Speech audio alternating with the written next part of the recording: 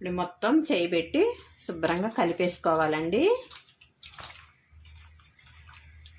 మంచిగా కలిసిపోయేలాగా కలియబెట్టేసుకోవాలి.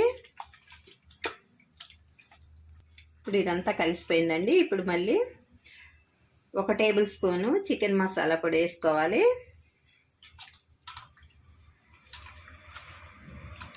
మొత్తం చక్కగా కలిసిపోయేలా కలిపేసుకోవాలండి.